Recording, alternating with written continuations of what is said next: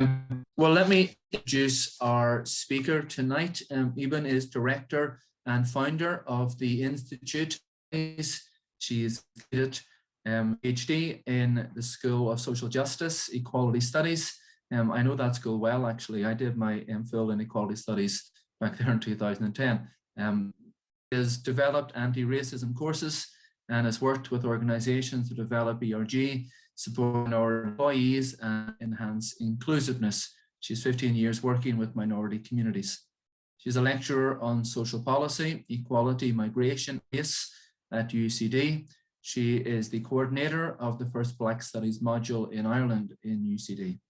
She's a sociology lecturer in TCD's Race, Ethnicities and Identities course and MPhil Race, Ethnicity and Conflict program. And she's developed a module on the intersectionality of race and gender. On top of all that, she's a professional IACP accredited counselor and has authored books on critical race theory and inequality. It's always very, when you have an introduction like that, even it's hard to know where to start, isn't it? I could keep on going, but I think at this point I might hand over to you and maybe Scott will highlight your screen. Oh, perfect. Am I back on? Yeah. Just want to make sure that I can see myself. Since you are recording this, I'm going to make sure that you have my good side on. You can see me adjusting myself. Very soon I'll put some perfume as well. I forget that it's on Zoom. Okay, good to be here. Good evening, everyone. I know we have a short time, so I will not spend my 15 or 20 minutes yapping. I will go straight to the matter. And thanks for that introduction. I'm going to share my screen.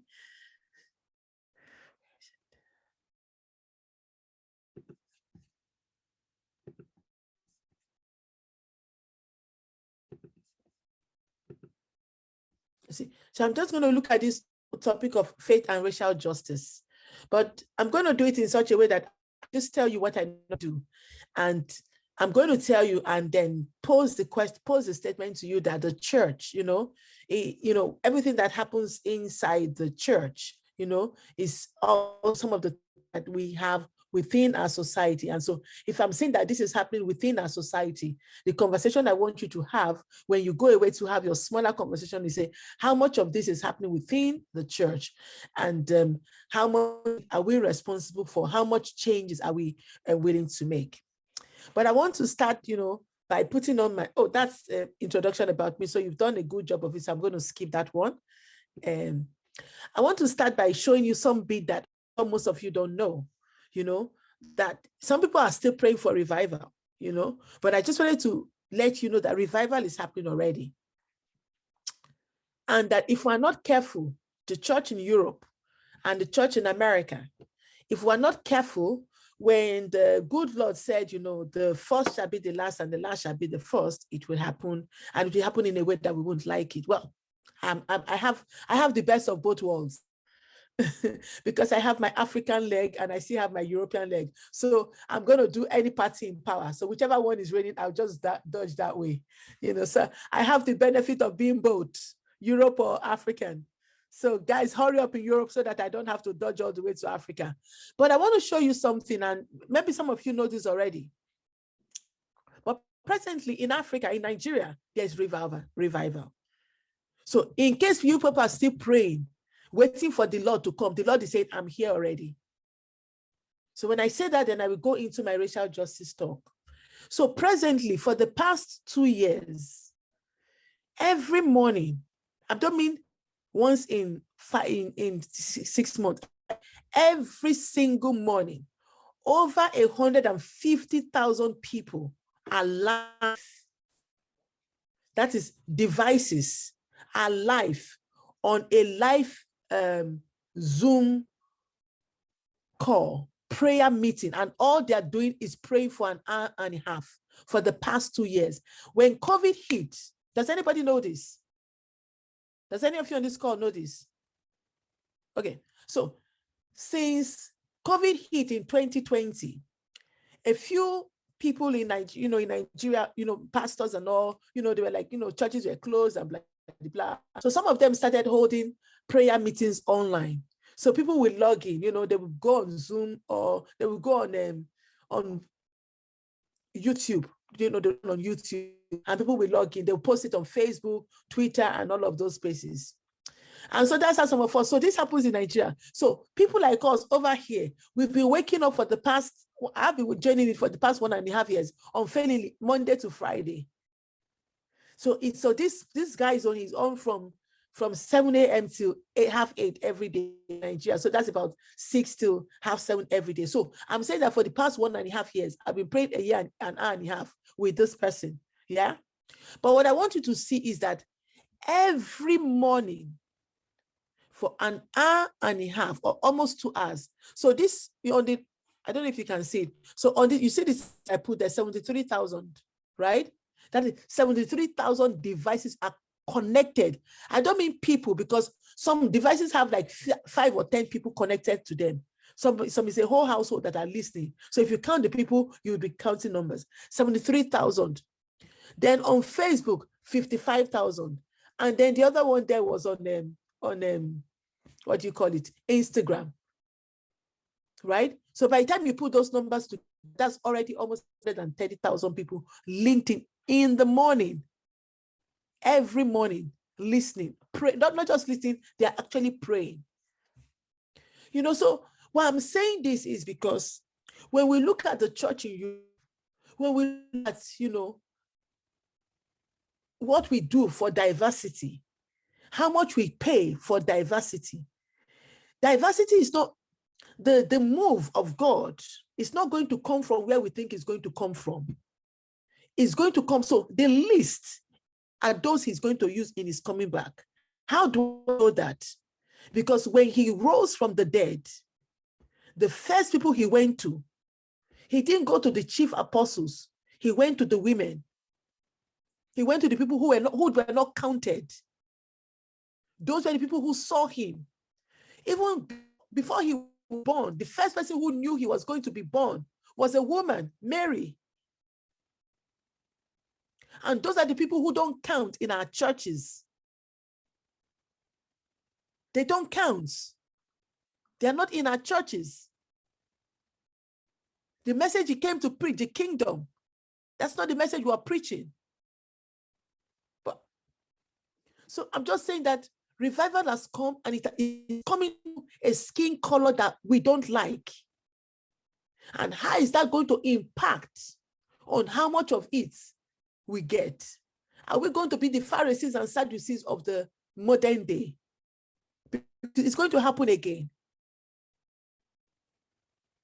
Because it's coming through a skin color. Why am I showing you this picture? I'm showing you because it is coming, this revival is coming through a skin color that we don't like. Not just in the secular world, but even in the church as well. I can tell you the number of people who leave Europe. I'm not joking. Like, they leave Europe and they go to justice. There are a couple of them. I just put only one now.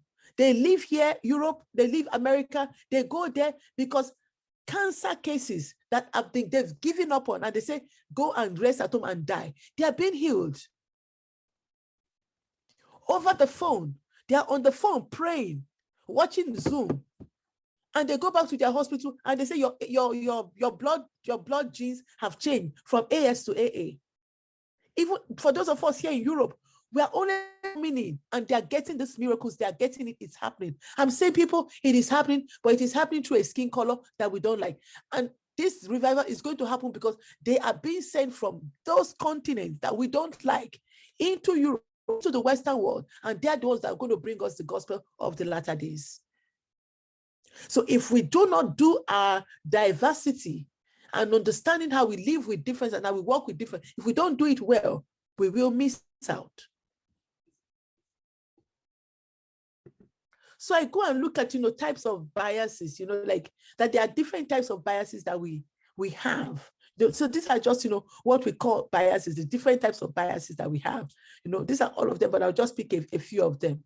So there's what we call, the affinity bias. Affinity biases are biases which are preferences for people who share qualities, with someone, with you or with someone you like. So sometimes we have those kind of biases. Those are called affinity bias. So because, the people, they have the same kind of qualities, with people we like. Then we have those we call attribution bias, where how you perceive your actions or those of others. So sometimes we perceive our actions, like when I do, so say for example now, if I send an email, typos in my email, they're like, oh, Ebun can't speak English, So automatically they assume it's because I can't speak English. That's why there are typos in my email. But when the CEO, who is white, sends an email and there are typos in the email, nobody assumes she can't speak English. They just assume that there are typos. Do you understand? So those are called attribution biases, where, the way we perceive our actions and other people's actions, is based on their race. So we perceive some more negatively than we perceive for others. Then what we call conformity bias, where our views are swayed too much, by those of people we like. Conformity bias here, you are swayed too much by those of other people because we are seeking community acceptance. So we want to be part of the group. We want to be part of the, so we allow our views to be swayed. So even when we know that this is not, we know that the other way, we accept it because, we want to be accepted as part of the group. Then we have what we call halo effect. So the halo effect is focusing on certain features about the person and viewing them, in a positive halo of viewing them in a positive halo of perfection. So even when they are not perfect, we assume they are perfect because they are people we like, or they have the qualities or features, or they come from the group that we like. So we blow the one it's so big, we give them like a halo, like make them look like awesome and amazing. The opposite is what we call the horn effect, where we focus on the negative feature, and that negative feature clouds our views of their other qualities. So we expand that one negative feature, we expand it so much it becomes everything we see about them. Every time we see that person or that group of people, we keep on seeing just that negative, and we make it bigger than it actually is. So those are so when we talk about this whole idea of biases, that we can experience, about people, these are the different types of biases, and they all fall within them. There are many others, but these are the major ones that we would normally walk through. So maybe if we look at a bit of research and see what research is talking about, when it looks at, biases as well. So, height. So this is just so height bias, right? In America, just being somebody who is 6 foot tall and somebody who is 5'5", right, over a 30-year period can earn $166,000 more just because of their height. So even things that you will not believe that should matter. These things matter, they impact on people. So height, impacts on people. Oh, why is this white? Skin color, this is skin color bias. So skin color bias shows that, some people have higher unemployment rates. Black people in Ireland, the unemployment rate of Black people in Ireland is 5 to 8 times that of white people in Ireland. So if you're a white European, you are, a Black person, it has 5 to 8 times likely to be unemployed compared to a white person in Ireland. And for a Black person to get a job in Ireland, this is a social research that was done. You have to send 25 CVs compared to a white person who sends only 10 CVs to get at least one interview. And this was done, when they sent CVs with the same details, but just changed the names. They found out that for the CVs that had African sounding names, they have to send 25 to get one interview compared to, the Irish names where they have to send, to get one interview. Again, gender bias, just through this one again. So gender bias, we know that, whether your name is Jane or John, gender bias is real. And what happens if you are John, if you are Jane, you earn 14.4% less than, John. And because she's Jane, they are doing the same level of work, but she earns 14.4% less. So from 9th of November, till the end of the year, women work for free. After the 9th of November, they start working for free. And even when they come with like, in sports, she earns less than, she will earn less than John. You know, when it comes to citations, those are when we write academic articles. So even when your article woman is very, very good, and that the men get cited the more, you know, their articles are read the more. So they get more publications out of it, you know. And then what about roles in movies? More men get superhero movies roles, they get better pay in sports, in movies, and all of that. When it comes to in the labor market, the intersection of skin tone. So you can see that here that skin tone matters. So those who are like, you know, mixed race, you know, you can see that 5% of them were said to be looking for their first job. This was from our census statistics, you know, in 2016, because that's the last census we have in Ireland. My analysis of the census then showed that, you know, 2.5% of Black people, but who were Black, but they were not African. So they were like, you know, mixed, not African. 2.5% were looking for their first job, compared to only 1% of white people who were looking for their first job, compared to 4.5% of, you know, Black people who were looking for their first job. So in other words, you can see that 4.5%, so the highest number who couldn't get first job in Ireland are the Black people, seeing that only 1.2% of them are Black. So I'm saying that skin color matters in Ireland. It impacts on labor market outcome. So this is skin tone. So skin tone. So you can see the different shades. So research shows that, you know, the scale of your skin tone, that the darker it gets, the less favor you have in the labor markets. That in fact, being your skin being one shade lighter is equivalent to having an additional year of education. So it can actually look like if you have a master's degree just by being one shade lighter. It's like you have a master's degree compared to somebody who has an ordinary level degree. And just by being lighter. So what does that do? It puts pressure. So you can see a lot of African people and Asian people, what do? They end up trying to bleach their skin so that they can become lighter, so that they can have a better quality of experience.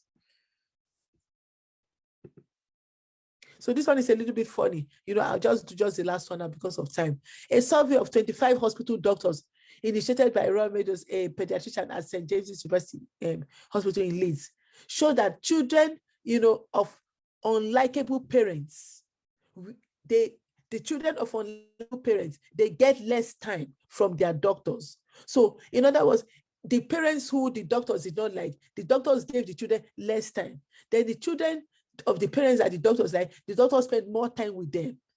I'm like, well, these are doctors. They've promised an allegiance to, you know, to life and all of those things. Yet you can see how not liking the parents of the children impacts on whether, you know, how much time the children are going to get from the doctors.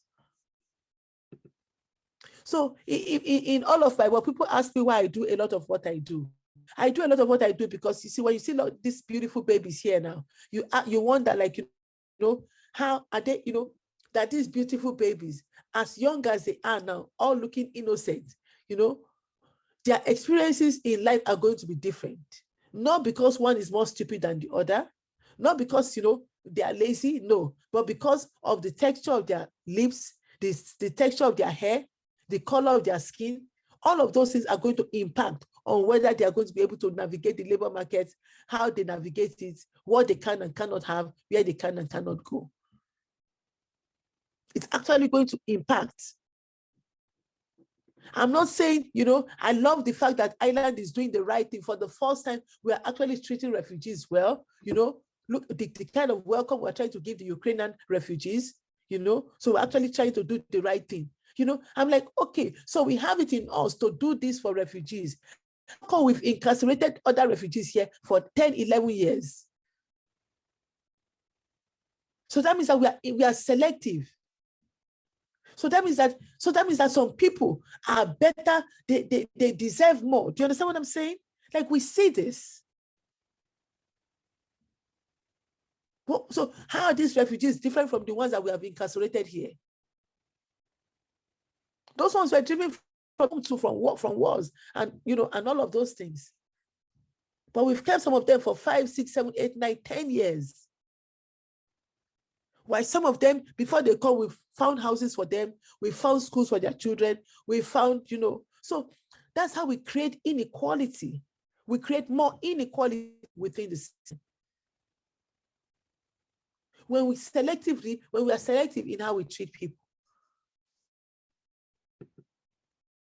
If I ask us this question, looking at all these people at the bottom of the ladder, also, do we think that all of them at the bottom of the, do we think that they can all achieve the same goal?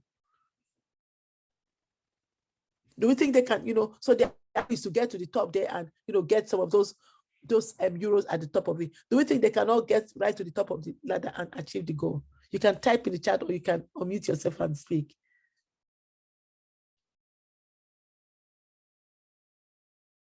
Do we think they can all achieve, climb on that ladder and achieve their goal?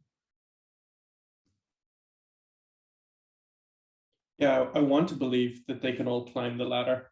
I have a feeling you're going to tell me that it's harder for some than for others. Yeah, you're reading my mind. Okay, so on paper, right, we think that this is how the labor market looks. When we talk about the labor market, we say we are a level playing field. When we talk about your church, now you're going to, all of your different parishes, we're going to say, you're all going to tell me we are level playing field, we are equality, we're equal, and I'm like, okay, duh, yeah, I get that. But in actual fact, this is what it looks like. This is what it looks like. It looks like, this is how it looks, that some people start 4 levels up. Some people start in the middle. Some people start, and you can see my little black girl there. She's not even on the ladder. She's inside the hole. She first has to crawl out of the hole first before she even starts navigating her way up the ladder. And what are the things that have put her inside the hole? Racism, discrimination, lack of residency permits. She's not white enough to be Irish. Our narrative of the pennies we collected for Black babies. Our colonial past is still part of our racist present. That the colonial past is not gone. It's still impacting on how we treat people today. Why some people have generational wealth? So they're on the first stage of the ladder. They are not starting at the bottom. In my research, I wanted to understand why, whether you are in Paris, London, in Lagos, New York, New Jersey, wherever you are, Chicago, wherever you are, the same group of people are at the bottom of the ladder. I want to understand why. Is it that some people are just stupid, so they always appear at the bottom of the ladder? They are lazy, like, some of our politicians here in Ireland will say. They are just lazy, they don't want to work. Is that why? Or is there a system of operation that makes it almost inevitable that where these people end up is programmed? So what my research begins to show is that because not everybody starts on the same level. While we said that we are a level playing field, it's a myth that doesn't exist. The field is not level. Some people start higher up. And so when they start higher up, they are able to achieve their goals faster.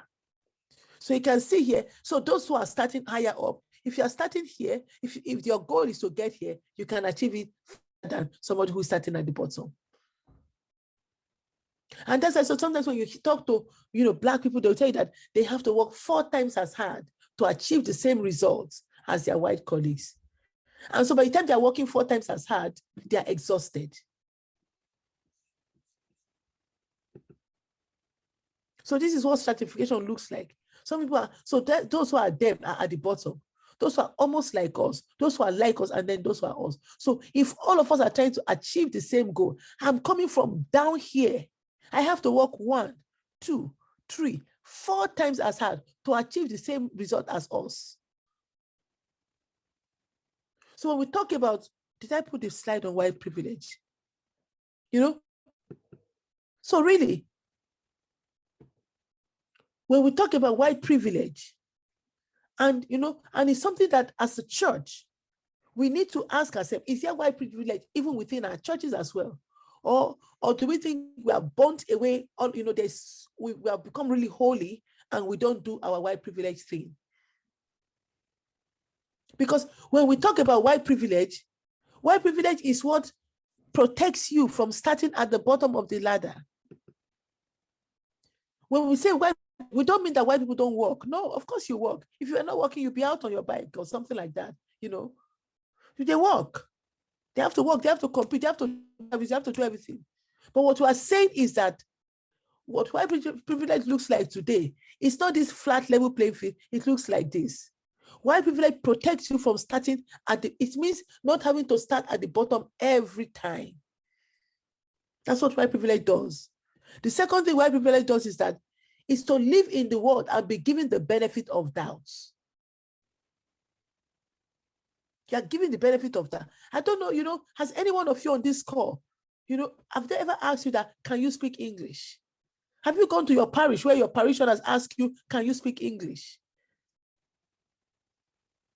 Yet with a PhD, they ask your PhD lecturer, can he speak English? Walk into a hospital to a medical doctor who has spent how many years in university, training to be a qualified doctor. Ask the doctor, can you speak English? So whiteness gives you the benefit of doubt. It looks at you, it asks you if you can speak English. It gives you the benefit of doubt that you can speak English. It automatically ascribes qualities to you that you are trustworthy. It believes you without even you saying anything. It ascribes attributes to you. So that's what white privilege does. So when we begin to look at this issue of racial justice, these are things that we don't talk about, and that's why racial injustice continues. There is an institution, and this institution is called whiteness. Whiteness protects. And so a lot of the laws and policies that we enact today, those laws and policies are enacted to protect this institution of whiteness and white supremacy. When I say white supremacy, don't get me wrong, I'm not talking of KKK white supremacists. That is extremism. I'm talking of everyday, normal, everyday superiority of whiteness, where we believe that one group deserves more than the other. Where we believe that whiteness deserves more than others. We call it nationalism. We call it anything we want to call it. And so we can see an example of how two different groups of asylum seekers, we can see immediately how these two groups of asylum seekers have been treated differently. So for me, that is the real life example that I can use to explain that. It's really clear. So I'm not talking about white people, I'm talking about this institution, that whiteness is an institution. It's a political office that protects itself, but it is invisible. We don't talk about it. You don't talk about it. We all pretend it doesn't exist. Yet it is what is structuring our society. It is what is structuring where people can and cannot go, what they can and cannot have. It is what is structuring who gets the job, who doesn't get the job, who gets promoted and who doesn't get promoted. Because of our times, I'm not going to go through it, but this is just, like if I was doing a longer session, I will go through all of this. If I was going through this now, the time will be gone. So this is just attitude, different attitudes to different, so that when you go into your conversation, you can have some more. So these are different attitudes people have to different. Assimilation. We expect that if they come to our churches, they should assimilate. Diversity blindness, where we are blind to diversity. We ignore difference, or we label, we only see what is different. The next two, the church is most guilty of that, the charity approach. We believe, we feel sorry for them and let's bring them in. So we're not used to the confident, strong, we expect all of them to be people we are feeling sorry for and giving them €2, or we are teaching them how to speak English. So that's the position we know how to take with them. We are not used to those who are confident, who are okay with themselves. So we are used to the approach of dealing with difference. Then, of course, and then the white savior one, where we are paternalistic and benefactor. Then we have, of course, the negative approach where we only see difference or limited recognition so far, but no further. You can come here and be a parishioner, but you cannot, But now the church is good. I have a lot of friends who are priests. I don't know if it's your one, but I have a lot of Black friends who are priests, here in Ireland, you know, and I know a lot of them came straight from Africa, you know, and so that's, you know, all of that is there, but we can do more. Like I said, you know, it's happening, it's coming from Africa. There, you have been sent, you know, to Africa, to other places, you've gone there, you've taken the gospel there. That gospel that you took there is coming back to you. It's going to come back to you. It's going to come back in a skin that we are uncomfortable with. And if we don't get our acts together, we are going to miss it. You know, so 3 types of, you know, positions that people take. Those I call racial skeptics, racial constructionists, racialists. Who are they? Racial skeptics are skeptics. They don't talk about racism at all. They believe that racism does not exist. Racial constructionists, they believe that racism exists, you know, that racism exists, that racism exists, but, you know, and they believe that you should talk about it. They believe in, you know, affirmative action. They believe in, you know, equity over equality, and their racial skeptics in color blindness. Racialists are the dangerous ones. They believe that one group is superior to the other, and usually their group is the superior one. So those are called racialists. So those are 3 types of position people take in that. So just my last thing I wanted to I put this here to prompt myself, to remind myself, you know, just, you know, Black people in the Bible. I wanted to just highlight maybe one thing, you know. You see that so for those of you who have read the Bible quite well, which I'm sure you all have because you are preaching it, you know, you would look at, you know, Moses, you know, Moses was married to a Black girl, and her father was the one, when Moses was killing himself, trying to do everything for everybody, the only one person who was able to advise him and told him and say, you're going to kill yourself like this, get the people down, split them up and give them roles. Who did it? That was Jethro. He was a Black man. He was the one that advised Moses. He gave him the wisdom on how to run his office and not run himself to the ground. And they were going to go into the promised land. He went back again to Jethro and said, go with us. Jethro said, I'm not going.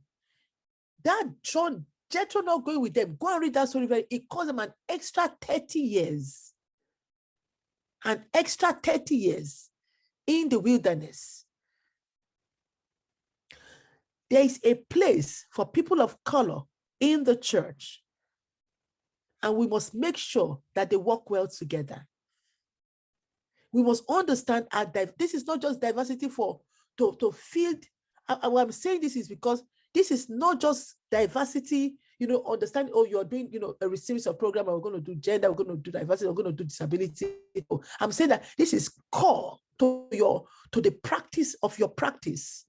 And I'm saying that it's something that outside of this, you should begin to dig deep into that conversation to say, oh Lord, what more do we need to be doing? But I can't be the one, you know, saying that. I'm just saying from where I stand, that's what I see. And that's, you know, that's what I know, you know. When we look at when the Lord fell, when they carried the cross, who picked the cross? Who carried the cross for him? He was a Black person. He was a Black person. And those things are symbolic. They were not there by mistake. Everything that made it into the Bible is there because they are going to be reproduced in the end time. And those are key messages that I'm saying that, you know, I've shown us, you know, how the discrimination that are in our spaces, you know, and the role, so that there's a divide between this whole role that they, you know, people of color have to play and the level of separation that we have between the people. So I think I will end there, and that's, you know, my, you know, I can take a few questions, maybe 1 or 2 questions, or if you wanted to go into your group and do your session, I will hand over to you now. You're mute. I am. Ebun, thank you so much for your insightfulness and your forthrightness with us. Forthrightness with us as well. We appreciate that. And can I ask a question to maybe start us off on our questions? I think you're 100% right when you talk about how racism and inequality are core missional issues for the church, not secondary issues, but core missional issues. On that very practical one, how do we, and we're not all clergy or church leaders here, but lots of us are, how do we start that conversation in the pews in our churches around racism and inequality?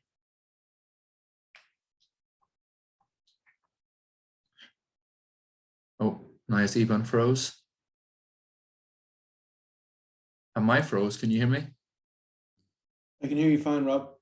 Oh, I think Ebun might have froze there, has she? I think she's actually dropped off the call altogether. Oh, well, that then. Oh no, hold on. Come back. She's back. Here we go. Oh, you're back there. Sorry about that, Ebun. We lost you for a second. Yes, I did. So I'm like, okay, let me connect my Ethernet cable then. Because sometimes when it does that, I connect directly, you know, instead of using the Wi-Fi, I connect my Ethernet cable. So I was under the table trying to connect my Ethernet cable. Well, Ebun, I was just asking the question, how do we recognize in what you said that there's absolutely no doubt that racism and inequality are core missional issues for the church today? How do we start that conversation in the pews? How do we start the conversation in our churches around racism and inequality? I think for me is not to make racism about other people. I think the first conversation is to look at something like that. We all, you know, like when we talk about difference, right? Every white person thinks you are talking about Black people or travelers or Roma, right? Okay. So the first conversation to have is that we all are different. You're different as well. So whiteness is different. So that you can start that conversation by removing whiteness from the center. The problem is that whiteness is in the center. So whiteness centers itself and then positions everybody else on the fringes.